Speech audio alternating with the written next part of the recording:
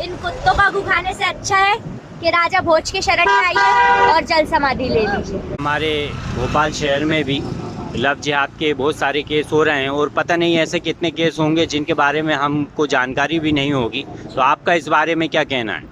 मेरा तो यही कहना है कि हमारा सत्य सनातन धर्म हमें बहुत सारी चीज़ें जो है वो देता है, और उसी के साथ साथ उसने बहुत सारे, हमारे सनातन धर्म ने हमें बहुत सारी जातियों में हम भले ही बटे हैं, लेकिन हम दूसरे धर्म में नहीं बटना चाहते।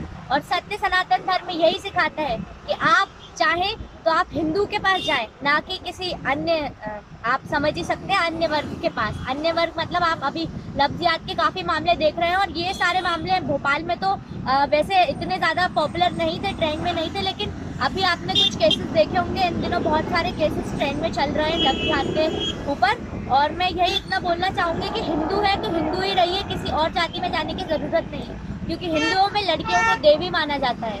और आप अन्य धर्मों में देख ही सकते हैं कि किस तरीके से उन पर पाबंदियां लगाई जाती हैं, और एलिगेशंस तो आप समझ ही रहे हैं। बाकी आप खुद समझदार हैं, आप अपनी लाइफ का फैसला आप खुद ले सकते हैं।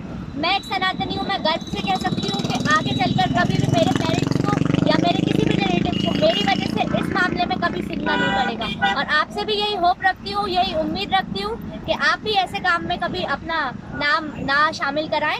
और होप सो कि आप लोग मेरी बात समझ रहे होंगे, क्योंकि आपके एज ग्रुप के बहुत सारे लोग, मेरे एज ग्रुप के बहुत सारे लोग गलत राह पे भटक रहे हैं धीरे धीरे करके। और हमारा उनके दोस्त, उनके मित्र, उनकी बहन, उनके रिश्तेदार होने के नाते ये कर्तव्य है कि हम उन्हें गलत राह पे जाने से बचाएं, उन्हें रोकें कि नहीं ये तुम गलत कर रहे हो। क्योंकि देखिए कभी कभी क्या होता है कि हम शायद किसी से जलते हैं और उसके वश भी हम आकर सोचते हैं कि ठीक है यार ये तो कर रहा है, करने दो।